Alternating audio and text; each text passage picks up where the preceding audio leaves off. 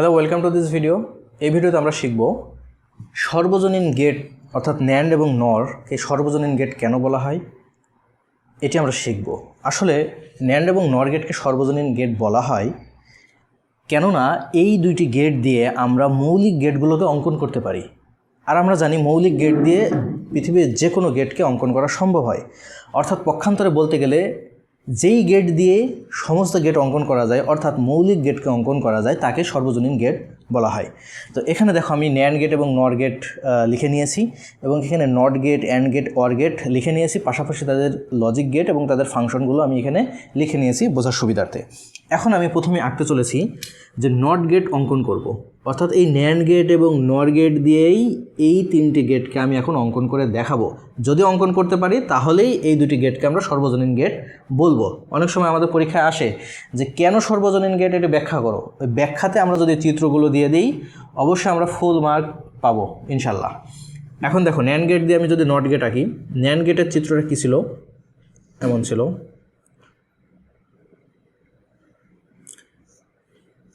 NAND গেটের input ছিল কয়টি? দুইটি, কিন্তু আমার নট গেটের ইনপুট কয়টি? একটি। তার মানে এখানে আমার দুইটা মিলে একটি ইনপুট করতে হবে। এখন আমরা জানি ন্যান্ড গেটের আউটপুটে কি হয়, এ বি বার হয়, আর নট গেটের কি হয়, এ প্লাস বি বার হয়। তো এ বি বার মানে কি, এখানে ইনপুটে আমি যা দিব তার উল্টাটা হবে। এখানে দেখো, এখানে যেহেতু একটি ইনপুট আছে তাহলে এটা কি এ বার হবে। এখন তার মানে এটি আমার নট গেট হয়ে যাচ্ছে। নট গেটের ক্ষেত্রেও তাই, নট গেটের এখানে ইনপুট শর্ট করে দেবো, একটি ইনপুট হবে এবং সেক্ষেত্রে কী হবে, সেম প্রসেস, যে এখানে ইনপুট যখন শর্ট করে দিচ্ছি দুইটা ইনপুটের মানে কি এ, তাহলে এই ইনপুট যদি এখানে ঢুকে তাহলে এ প্লাস বি বলতে যাচ্ছে তো একটা ইনপুট, তার মানে এ একটিই যাচ্ছে, তাহলে একটির উপরেই বার হবে। যেহেতু আরেকটি ইনপুট নেই তাহলে এখানে যোগের কোনো প্রশ্নই আসছে না। ঠিক আছে, আশা করি সবাই বুঝতে পারছো। এখন অ্যান্ড গেটটা করব। অ্যান্ড গেট করার সময় ন্যান্ড গেটকে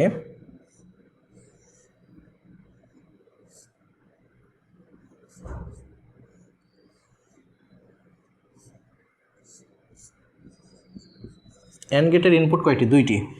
এখন খেয়াল করো, এমন হবে চিত্র। এখন এখানে দেখো কি হয়, ন্যান্ড গেটের কী হয়, এ বি বার আসছে। এখন খেয়াল করে দেখো এই দুইটা ইনপুট কিন্তু একটি হয়ে গেছে। এ বি বার যদি এর ভিতরে যায় এটা কি হবে, তাহলে কি হয়, এ বি থাকে, তার মানে এটা আমাদের অ্যান্ড গেট চিত্র অঙ্কন করতে সক্ষম হলাম। এখন দেখো নর গেট দিয়ে,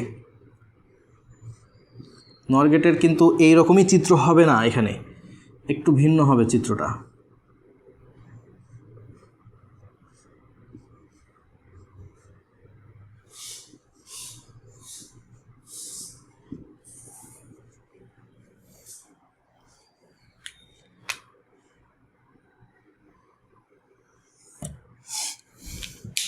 এই পাশে ন্যান্ড গেট, এই পাশে নট গেট।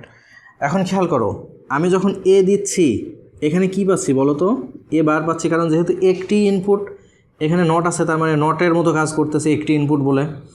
এখানে বি আছে, তাহলে এখানে কি হচ্ছে বলো তো, বি বার হচ্ছে। তাহলে এই জায়গায় আসছে আমার এ বার, এখানে আসছে বি বার। তাহলে এখন কি হবে বলো তো, নর গেটের এই যে এটা হবে না আমার, যে আমার একটি ইনপুট এ বার প্লাস একটি ইনপুট বি বার, তাহলে টোটালের উপর কী হবে, হোল বার হবে, অর্থাৎ এ বার প্লাস বি বার টোটালের উপর বার আসছে। এখন আমি যদি লিখি এটা, বারটাকে যদি ভেঙে দিই ডি মর্গান করে, তাহলে বার, যখন একটু তোমাদের বলে নিই, এখানে ডি মর্গানের নিয়ম আছে, উপপাদ্য আছে দুইটি, যে আমরা যদি এই বারকে ভেঙে দিই তাহলে এর ভিতরের চিহ্নটা পরিবর্তন হয়ে যায়, যোগ থাকলে গুণ হয়ে যায়, গুণ থাকলে যোগ হয়ে যায়। যেহেতু এখানে যোগ আছে এবং পুরোটার উপর বার আছে, দেখো ভেঙে আমি এখানে গুণ দিয়ে দিয়েছি, আর এই বারটাকে ভেঙে এক টুকরা একে এক টুকরা বিকে দিয়ে দিয়েছি। এখন কি হবে, যদি দুইটা বার থাকে এ হবে আর হচ্ছে বি হবে। বুঝতে পারছো সবাই? আশা করি বুঝতে পারছো। এখন দেখো এ বিটা কি এই অ্যান্ড গেটের ফাংশনের মতো হয়েছে কিনা, আউটপুটের মতো হয়েছে কিনা। তার মানে আমি নর গেট দিয়েও অ্যান্ড গেট অঙ্কন করতে পারলাম, কিন্তু চিত্রটা হলো এমন, অর্থাৎ তিনটি নর গেট প্রয়োজন হলো আমার। আর অ্যান্ড গেট, ন্যান্ড গেট দিয়ে অ্যান্ড গেট আঁকতে কয়টি গেট প্রয়োজন হলো? দুইটি গেট। এমসিকিউ আসতে পারে। এখন যেহেতু পরীক্ষার প্যাটার্ন চেঞ্জ হয়ে যাচ্ছে, অবশ্যই তোমাদের বিভিন্ন রকমভাবে প্রস্তুত থাকতে হবে, কখন কোনটি চলে আসে বলা মুশকিল। এখন দেখো অর গেট দিয়ে আমি ন্যান্ড গেট অঙ্কন করব, সরি, ন্যান্ড গেট দিয়ে আমি অর গেট অঙ্কন করব।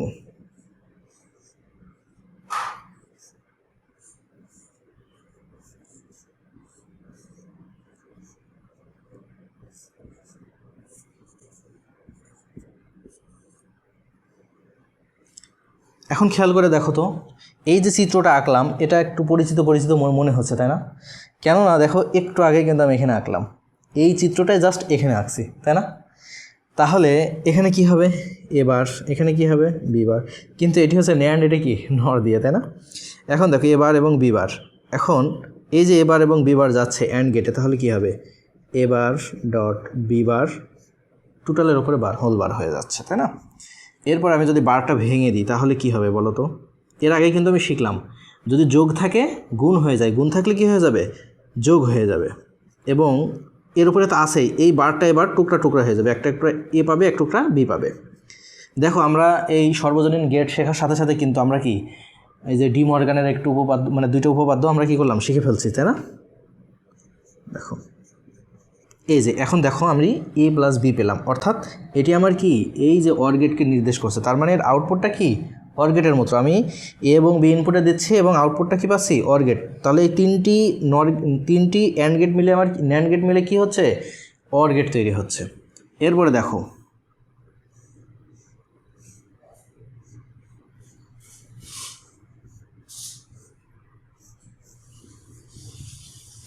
এখন দেখো তো পরিচিত পরিচিত মনে হচ্ছে কি না?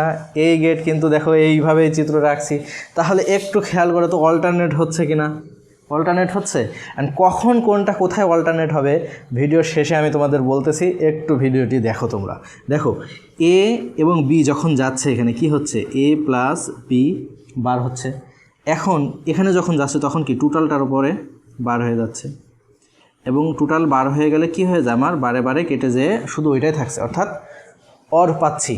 এখন তোমাদের এই ভিডিওতে বোনাস একটা টিপস দিই, সেটি হচ্ছে দেখো একটু খেয়াল করে দেখো তো, যখন ন্যান্ড আঁকছি ন্যান্ডের সাথে কি আছে অ্যান্ড আছে কি না?